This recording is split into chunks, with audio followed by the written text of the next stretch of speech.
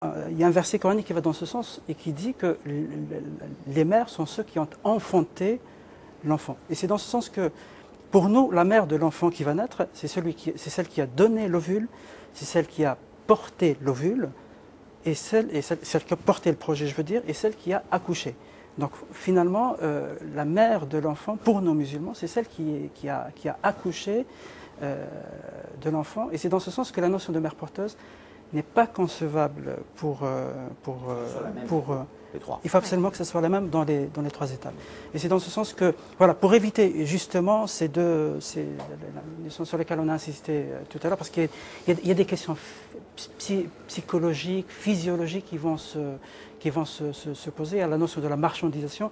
Et juste un dernier point, et c'est très important, pour nous, la filiation doit être absolument respectée tout au long de la projet de la conception de la vie. Il faut absolument qu'on sache qui est le père, qui est la mère, il faut absolument que ce soit les mêmes tout au long de ce projet de vie.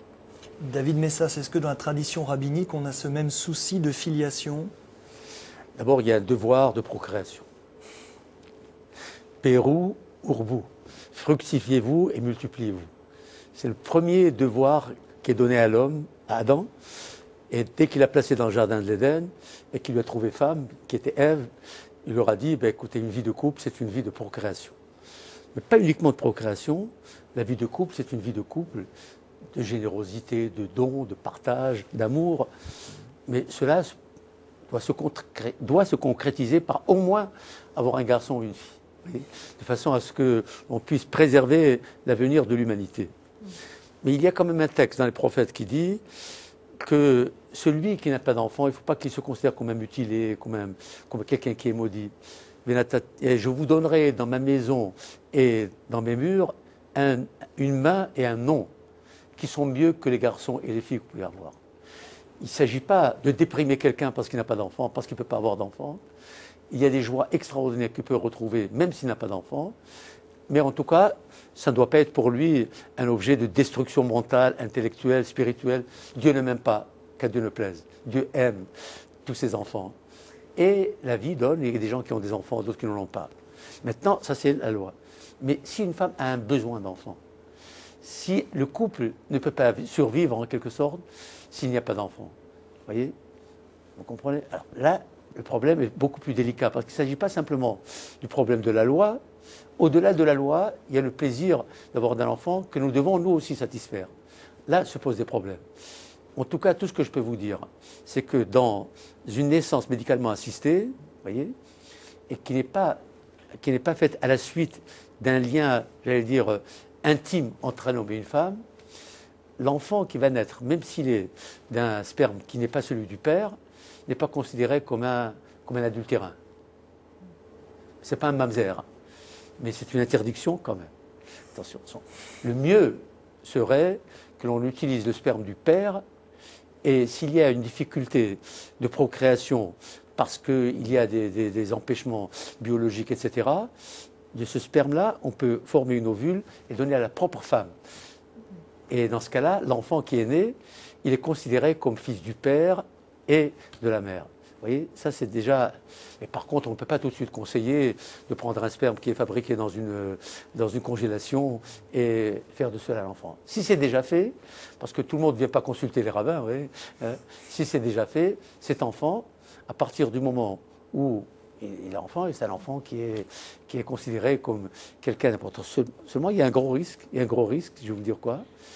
Comme ne sachant pas de qui il est ce sperme, ça peut être d'un frère, d'un cousin, et cela peut faire que l'enfant qui est là est quand même considéré comme l'enfant de quelqu'un avec lequel on n'a pas le droit d'avoir un fils. Vous voyez, c'est ça toutes les complications qui existent. C'est pourquoi il vaut mieux connaître la paternité de ce sperme qui est congelé pour que l'on puisse être sûr que la relation qui existe entre la procréation et ce sperme-là ne peut pas conduire à une sorte d'enfant, de parents qui ne peuvent pas être légalement mariables, si je peux dire. Un frère, une sœur, un cousin, etc. Vous voyez, c'est ça toutes les précautions que l'on doit prendre dans ce cas-là. Donc il y a deux choses. Premièrement, la fertilité est un devoir, hein, il faut le faire, même il faut le faire. Les enfants, c'est un plaisir et c'est un couronnement du mariage.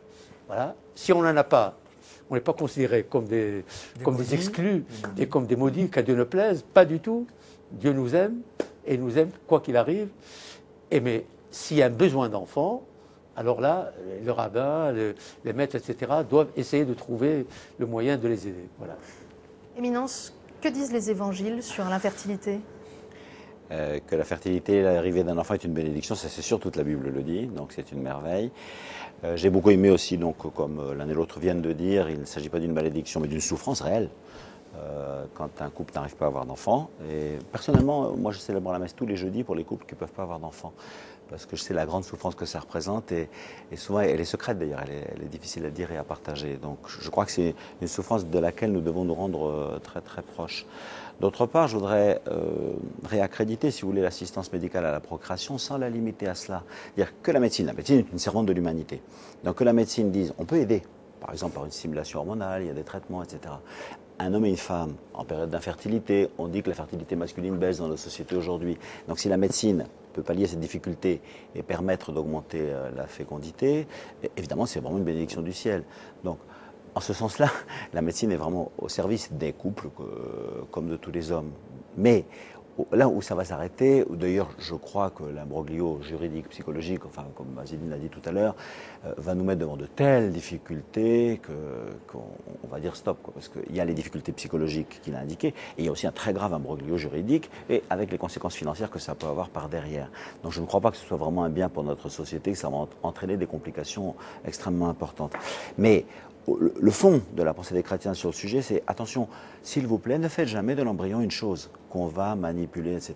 Faites tout ce que vous pouvez pour aider à la fécondité, parce que c'est une bénédiction de Dieu dans un couple. Enfin, je voudrais ouvrir aussi quelque chose qui pourrait être un changement dans la législation française, hautement souhaité par pas mal de monde, c'est faciliter l'adoption. J'ai remarqué comment dans une paroisse, par exemple, quand il y a les couples qui ont leurs enfants et qui sont évidemment une très grande joie ou un très grand plaisir, comme vous avez dit, des fois il y a un petit brin d'orgueil par derrière. Et quand au milieu il y a des couples dont les enfants ont été adoptés, ça met une note de douceur extraordinaire. C'est aussi un très beau cadeau. Personnellement, je suis assez fâché du fait que la législation soit si difficile, que ce soit un tel parcours d'obstacles, si grand est le besoin d'avoir un enfant chez soi. Et il y a tellement d'enfants qui souhaiteraient être adoptés que je voudrais qu'on rééquilibre les choses, même du point de vue législatif dans notre pays. Alors le temps file, je vous propose de passer tout de suite à notre troisième sujet. Il s'agit des diagnostics prénataux, les enjeux de ces diagnostics, les conséquences de ces diagnostics. Nous écoutons à nouveau Emmanuel Pella, qui est journaliste à Famille Chrétienne. Pour ce troisième temps, permettez-moi une anecdote. La question que m'a posée une jeune journaliste espagnole, correspondante de l'hebdomadaire catholique Alba, fraîchement arrivée à Paris.